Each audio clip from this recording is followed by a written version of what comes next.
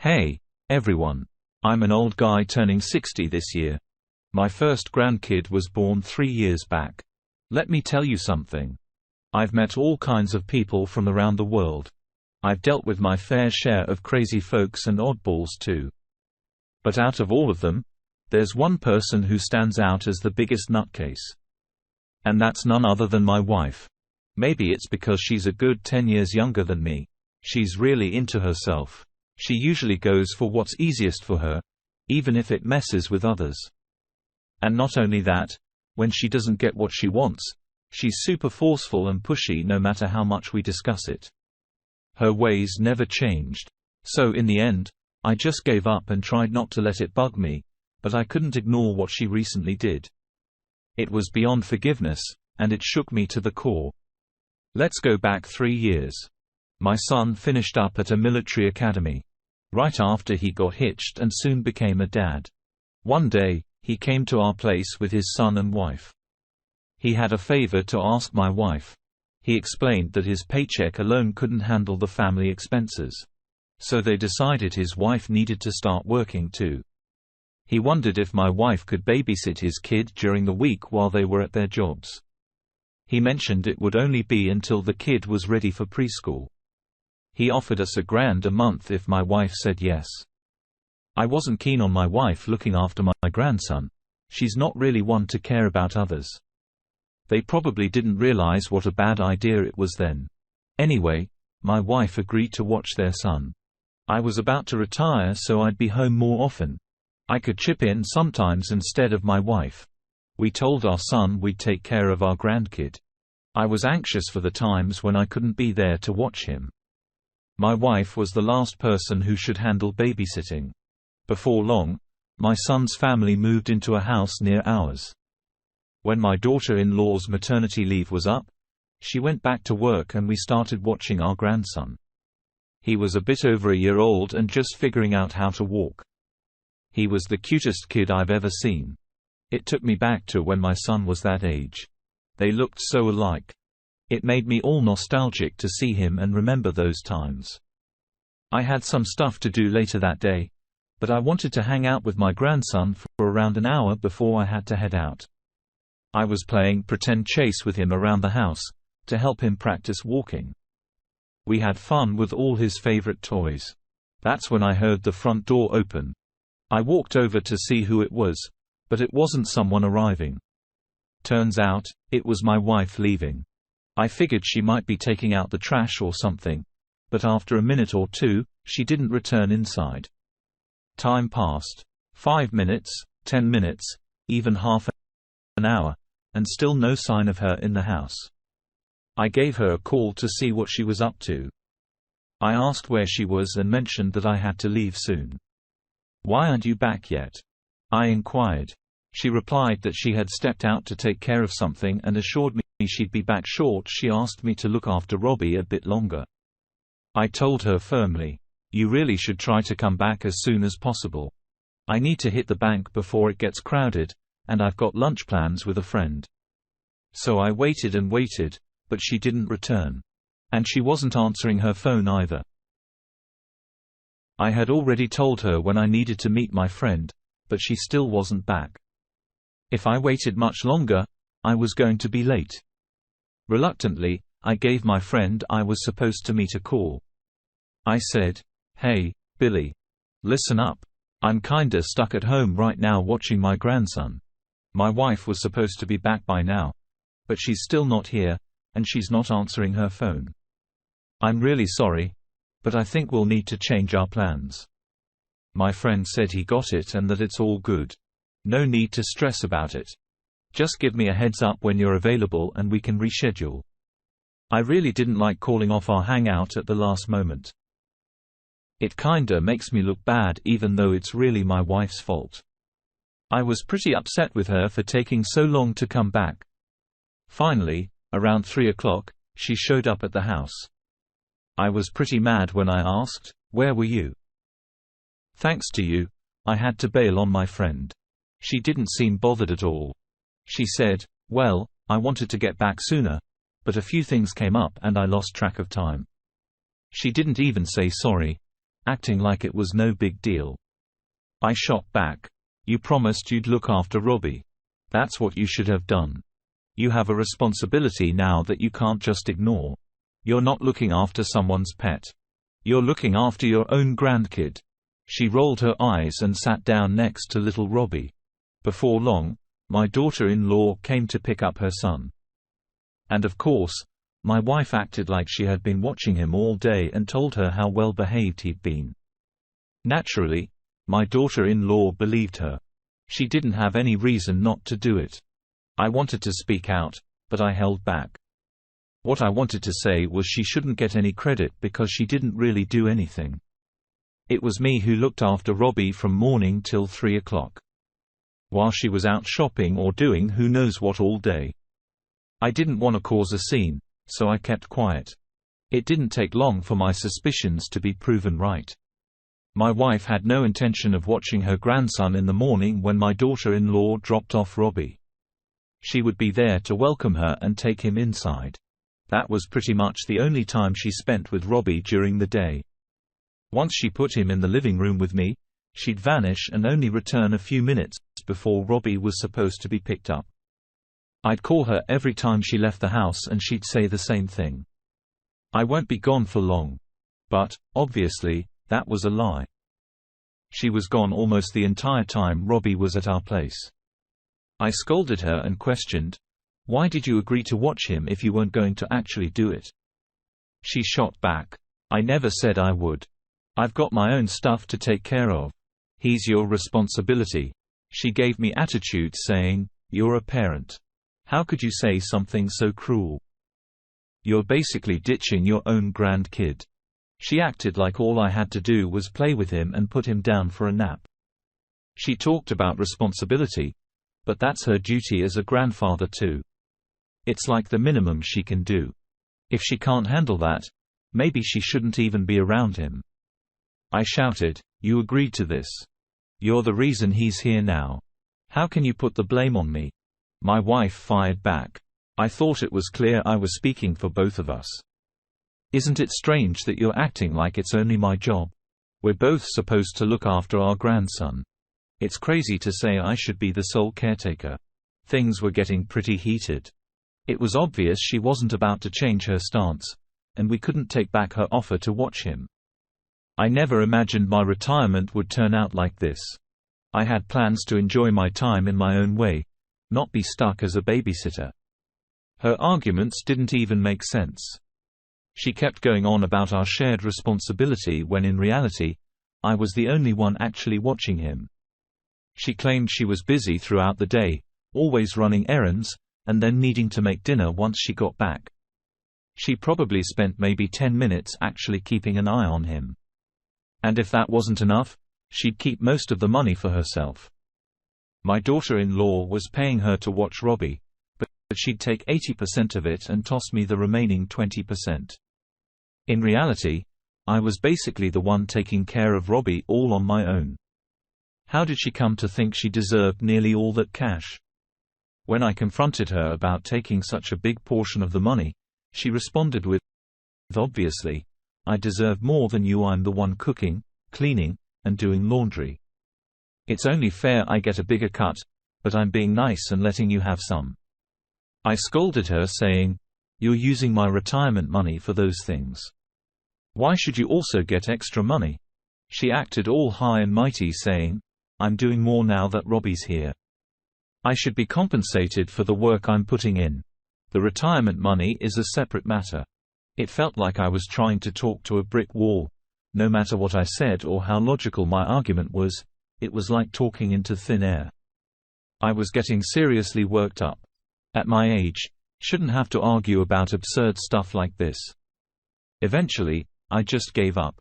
But that wasn't the end of her antics. When the weather got better, I didn't want to stay cooped up inside all day with Robbie. We'd hold hands and go for walks. He really enjoyed the park, so we went there often too. I really enjoyed hanging out with him at the park, especially when we were on the playground. One day while I was at the park, I met an older lady who was there too. She was looking after her grandkid just like me. She introduced herself as Evelyn. Actually, I shouldn't call her older since she was only a couple years older than me. The main giveaway that she was a grandma was that she had her granddaughter with her. She looks surprisingly great for her age.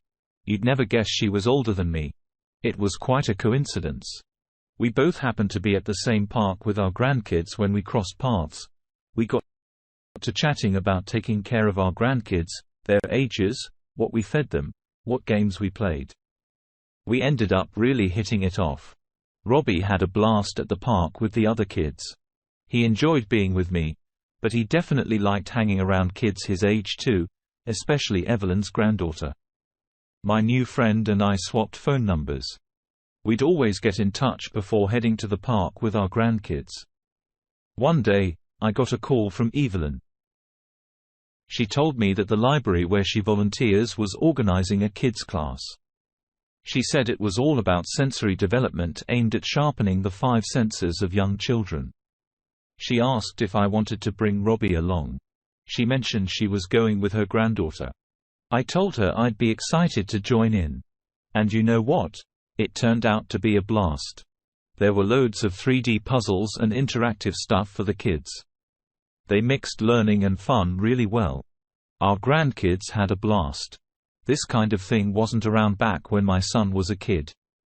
I'm amazed at how much the world has changed to help kids develop. I let Evelyn know how much I enjoyed the class. I asked, "Is this a one-time deal? Or do they do this often?" I mentioned that I'd love to get Robbie into more of these activities. She filled me in that the library runs these classes every week, so we both got our grandkids signed up for the weekly sessions. I started taking Robbie there every Wednesday. On the other days, he and I would still hit the park. In the beginning, Evelyn and I had signed up for different class days, but the library's parking was always packed and finding a spot was a hassle.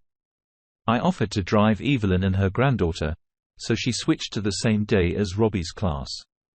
It actually worked out nicely because her place was on the way to the library. She thanked me by baking cookies and giving Robbie cute little treats.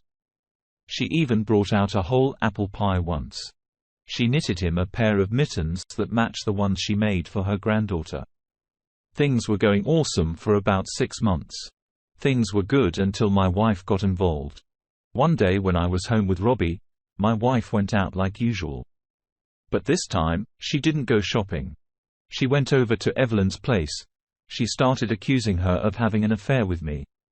She caused a huge scene, shouting about how Evelyn was trying to ruin our marriage and bring disgrace to her.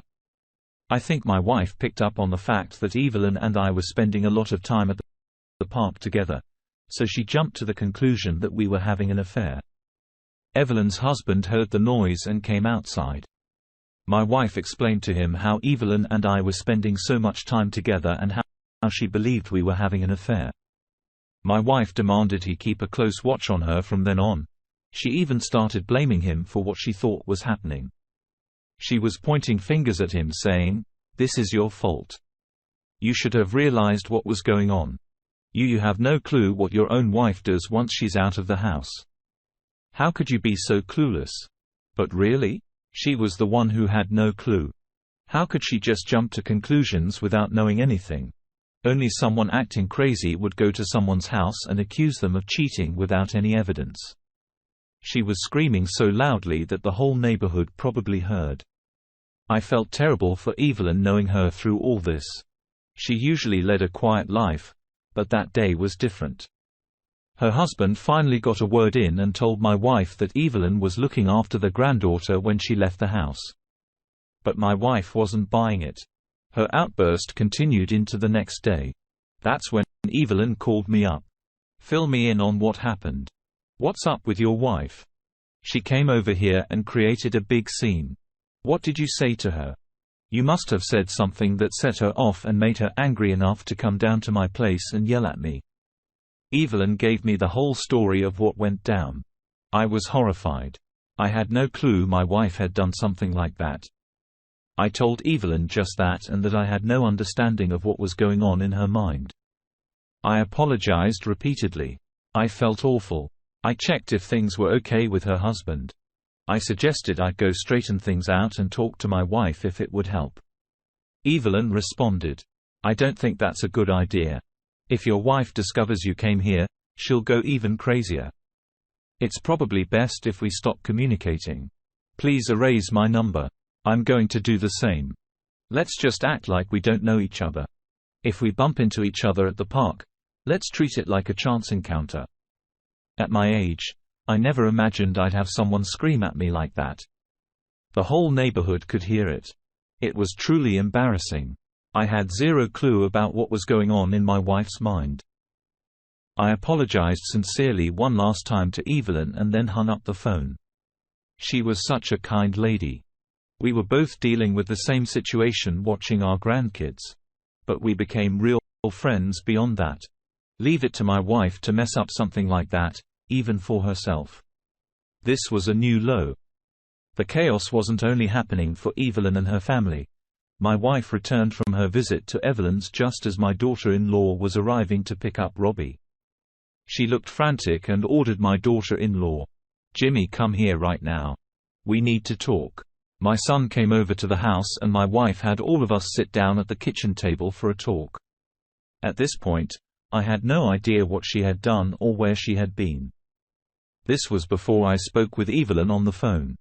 I sat there and listened as my wife yelled, "You're useless. Your father is having an affair."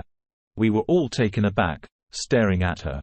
That was quite an audacious accusation. We were all shocked and bewildered. My daughter-in-law interrupted saying, "Mom, what are you talking about?" My wife then pulled out a picture of Evelyn and me at the park. Who knows when she took it? It was a photo of us sitting on a bench together. And not just that. She even had pictures of her and me together in the car. My son and daughter-in-law gazed at the photos. My wife confidently exclaimed as she showed her evidence, "Check this out. Your deadbeat father is spending all his time with some random woman. Look here. Here he is getting a cake from her. She was even cooking dinner for him. Look. I did my research on this woman. I followed her. She used her grandchild as an excuse to get closer to him and started going on dates with him. They were going all around town together, flaunting their affair for everyone to see. What a sad, lonely woman. Look at her. You can tell she's a no-good old hag." She tossed down another picture. "Here they are, sneaking around the library together. They use their grandchildren as a cover for their love affair." With her arms crossed, she waited for our reactions to her detective work. My son and daughter-in-law silently turned to me. I could see their eyes saying, "Dad, how could you do something like this?" It crushed me to see them look at me that way. I was being labeled as a cheating old man. Clearly, it wasn't true. But somehow I couldn't find the words to protest against what she was saying. I needed to defend myself, but I was so stunned and speechless after a few moments, I came back to my senses. An affair? How could you come up with something so absurd? She and I got to know each other at the park where our grandkids were playing together. We both attended a kids class at the library. I drove us all there. That's why we were in the car together. I laid out my explanation and waited to see how she'd respond. As expected, my defense didn't matter at all. It was as if I was speaking a completely different language. She didn't pay attention to a single word I said. To be honest, even if she did listen, it wouldn't have made a difference. She yelled, "How could you do this to me? I work my tail off for you. Is this how you repay me for everything I do? How could you cheat on me? That woman is like the devil. She probably pushed you into this even though she knew you were married. A few cookies were all it took to lure you in. You weak-minded fool. You and her both make me sick. What else did she do? How deep does your affair go? What did you say to her? Did you promise to get a divorce so you could be with her?" She wasn't just jumping to conclusions. She was pole vaulting to them. She was going all out to uncover this imaginary affair she believed I was having. I foolishly tried to reason with her and explained that she was being completely unreasonable. She wasn't having any of my explanations. I told her, "I'm not going to sit here and let you call me a cheater and a liar." This is totally unacceptable. You're making assumptions without any proof just because we're friends. You need to stop this right now." She kept throwing out one ridiculous claim after another in a frantic way. I made one last effort to defend myself. "I'll say this one more time. Evelyn is just a friend. Nothing more. We met when Robbie and her granddaughter started playing together at the park. They became buddies. I got in touch with her when Robbie and I went to the park so he could play with his new little friend. We attended a sensory development class at the library. Both Robbie and her granddaughter enjoyed it. So we signed them up for more sessions. You saw her in the car with me because we were going to those classes together." There was nothing more to add. That was the truth, but whether my wife accepted it or not, it seemed like she wasn't listening. My wife continued to scold me. I've never heard of a cheater admitting it up front, saying, "Yes, I'm having an affair." Of course, you'd come up with a complex story. Cheaters always create stories to save themselves. And believe me, I know plenty of people who've had affairs like you. Don't pretend there was nothing going on between you two. You were hanging out every day. Do you really think I'm naive? I've seen women like her in the past. They pretend to be sweet and innocent to get close to a man, then use him for money. And you, being the gullible guy you are, fell for her tricks from day one. From now on, I'm taking charge of all the finances at home. Give me all your debit and credit cards. And don't forget the money we make from looking after Robbie.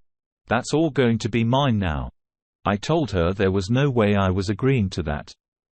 I had already given her access to an account, and I had put half of my retirement money in there. We had agreed that it would be our main source of funds, but we would also keep separate accounts for personal expenses. I absolutely refused to let her control my personal account. She argued, "I know that awful woman is after the money, and I don't trust you enough not to give it to her. I have to watch it to prevent that from happening. You should be grateful. I'm safeguarding our finances. Otherwise, that which would bankrupt us." She kept on and on about how things had to be done her way.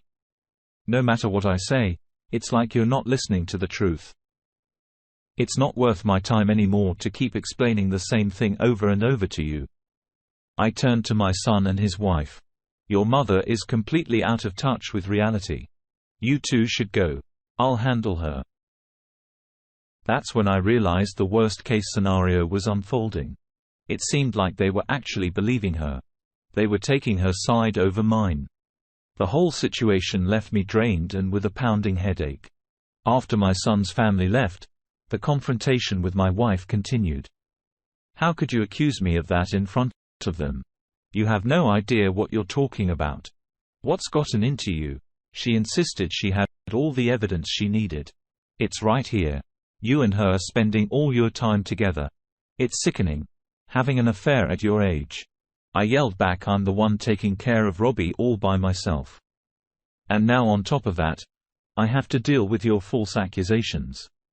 I've had enough. Starting tomorrow, you're going to watch him. No more excuses. It's time for you to step up." Of course, she refused. "Do you think I'd let you off the hook like that? Absolutely not. Who knows what you'd do if I had to be home with Robbie all day. I want you at the house with Robbie. I don't trust you on your own." End of story. How low does someone have to stoop to use their own grandchild as a way to imply an affair? It's truly awful, to be honest. I never thought I'd feel this terrible, even if I were really having an affair and got caught. My life was turned upside down because of an affair that never even happened. I never thought my retirement would turn out this way. I felt like I was losing my sanity.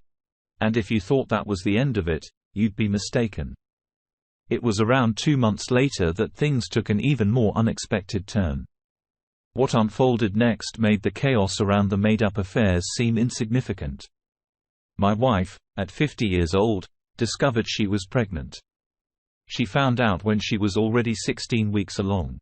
She had noticed her periods were irregular, and assumed it was due to menopause. She had a feeling that something wasn't right. She mentioned feeling sick, Similar to how she felt during her pregnancy with our son many years ago, a doctor's visit confirmed her suspicion. She was pregnant. I had no clue. I didn't pick up on any signs that she might be expecting. Here's where things get tricky. We hardly spoke a couple of words to each other after she accused me of having an affair. Needless to say, our closeness came to a screeching halt after that incident.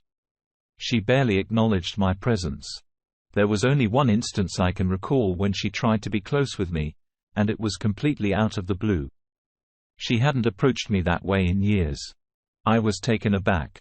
I asked her what had brought this on. I couldn't resist her advances.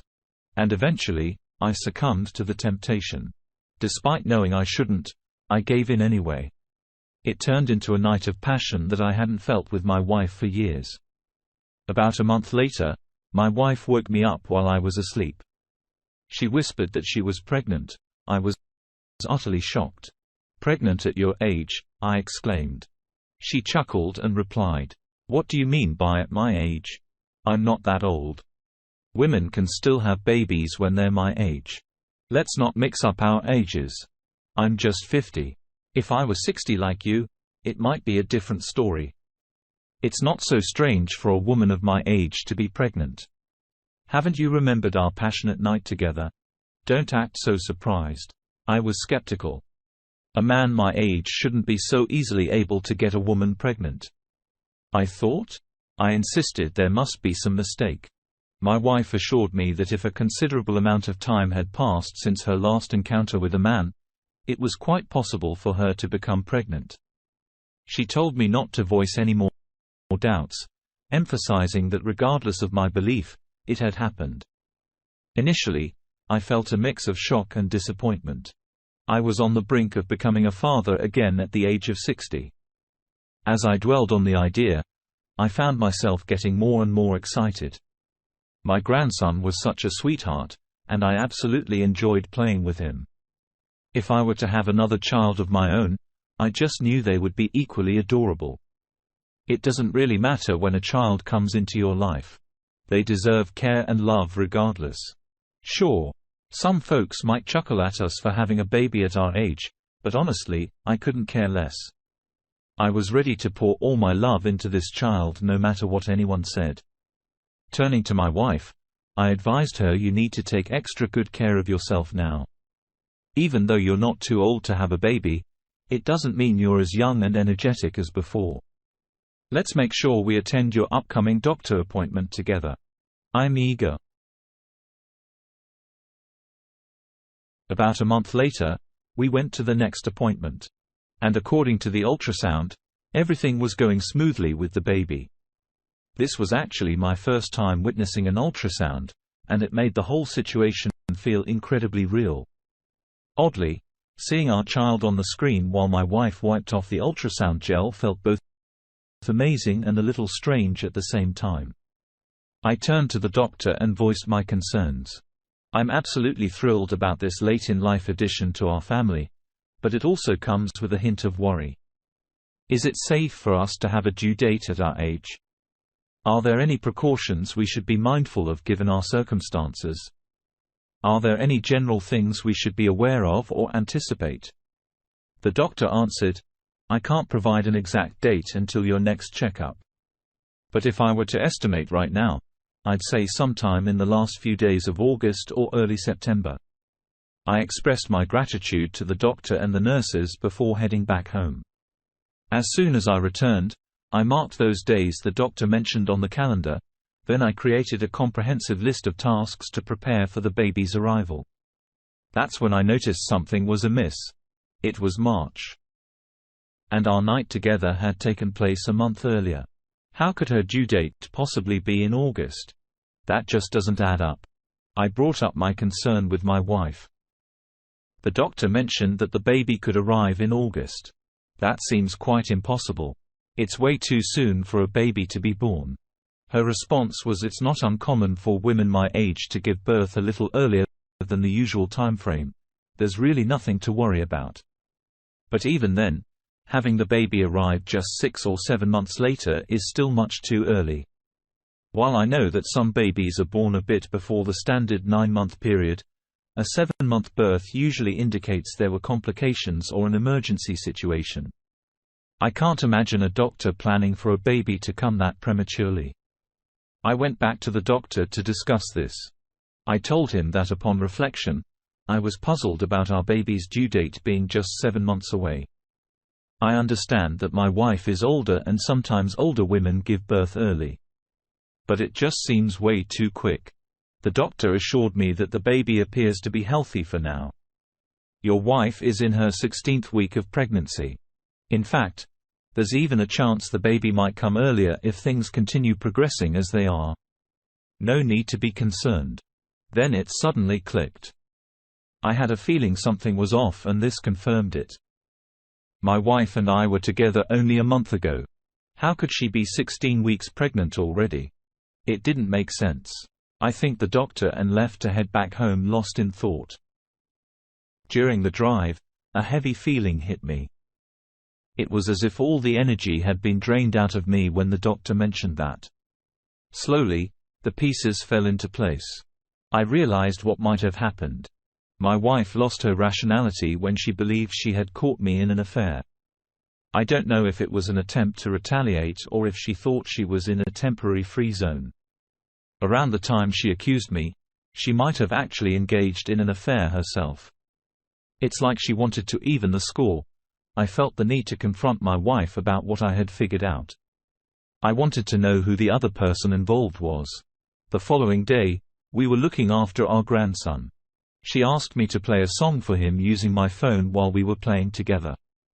I admitted I didn't know how to do that, so I asked her to handle it. She responded, "You're about to become a parent again and you don't know how to do something so simple. You need to catch up with the times." She shook her head, unlocked her phone, and played some cheerful children's music. I knew she would be going out soon, as was her usual routine. When she left the room, I took the opportunity to go through her phone. I checked her recent call history and made a note of the names and numbers I saw. Then I opened her text messages. The first name that caught my attention was a man named Daniel. I scrolled through their conversation and saw a photo of the ultrasound. They had been discussing the baby quite extensively. After my wife sent the ultrasound picture, the man's response was, "Are you sure? I'm concerned about you having a baby at your age." My wife replied, "I'm fully committed to having this baby and raising it on my own. Don't worry. There's no need for concern. I've already informed my husband about everything. We can discuss the details more when we meet face to face." That was the final message she sent. I put down her phone just as she re-entered the room. I acted like everything was normal. Once she left the house, I placed Robbie in his baby carrier. I stepped out to trail my wife and find out where she was headed. Fortunately, she was walking and hadn't taken the car. She mentioned she was going to the nearby butcher shop. I observed her entering the shop from a distance. I lingered there, but she didn't emerge. I couldn't just barge in and blow my cover. I tiptoed up to the window and peeked inside. To my surprise, I didn't see anyone despite having seen her enter. I made the decision to push open the door and enter. The bells hanging on the door jingled as I walked in. The butcher hurried out from the back, still putting on his uniform and a bit out of breath. He appeared to be in his 40s. I said to him, "I'm here to find a person, not to buy meat." My wife must have recognized my voice. I noticed her peeking her head out seemingly from the office. We locked eyes immediately. In a panic, she hurriedly closed the door, probably hoping I hadn't noticed. Swiftly, I rushed to the door and swung it open. Inside, my wife was lying on a bed covered with a blanket. "What's going on?" I demanded. "Come out here." I insisted. The butcher raised his voice, questioning what's happening. "Who are you?" I shot back. "I'm her husband." His eyes widened and his mouth hung open in shock. He turned to my wife and yelled, "It's your husband. You need to come out right now."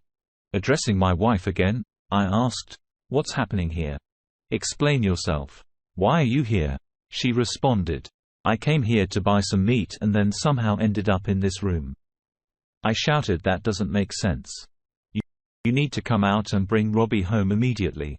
Once she left the room, I turned my attention to the butcher and began to interrogate him. "What's really going on here? Don't even try to lie. I'm aware that my wife is pregnant with your child. If you don't tell me the truth, I'll call my son down here. And we'll get the answers out of you one way or another." The butcher hesitated, but eventually started explaining. It turned out my wife was a regular customer at his shop. He mentioned he had been married, but got divorced not long ago. My wife had learned about his situation and had been trying to support him through it.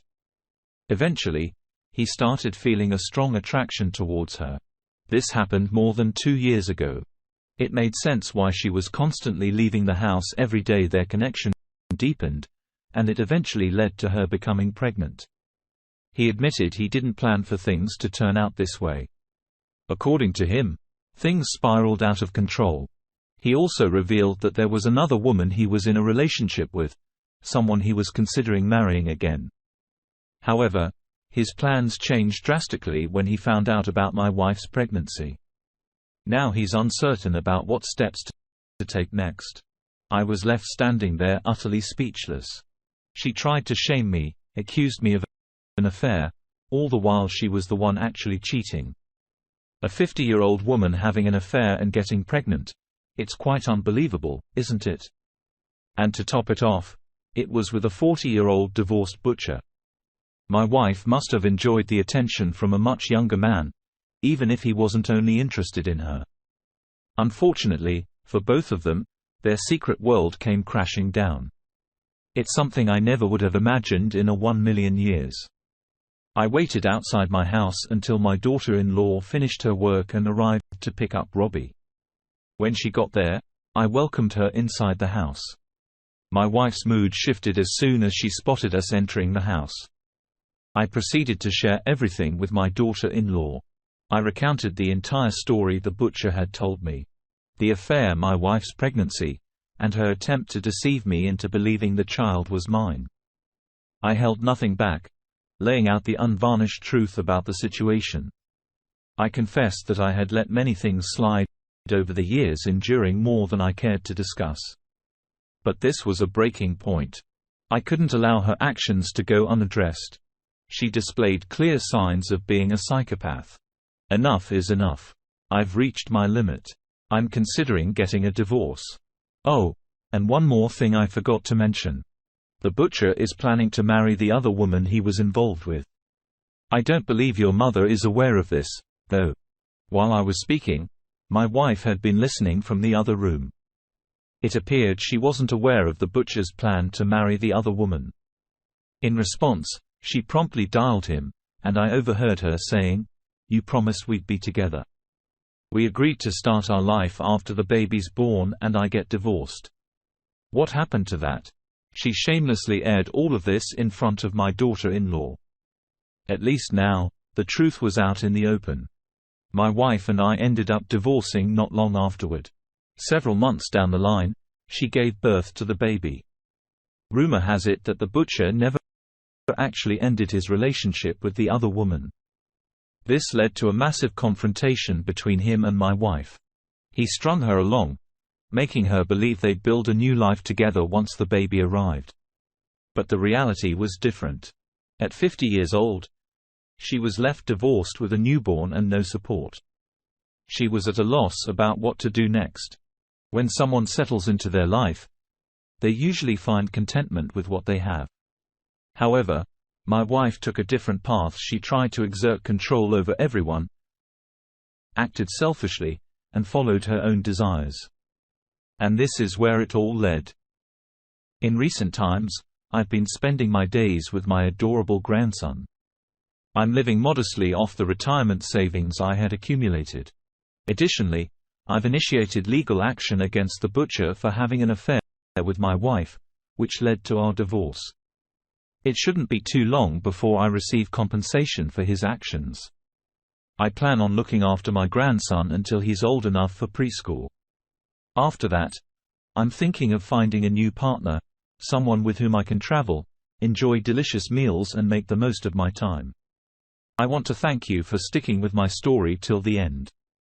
I hope all of you are leading happy and healthy lives.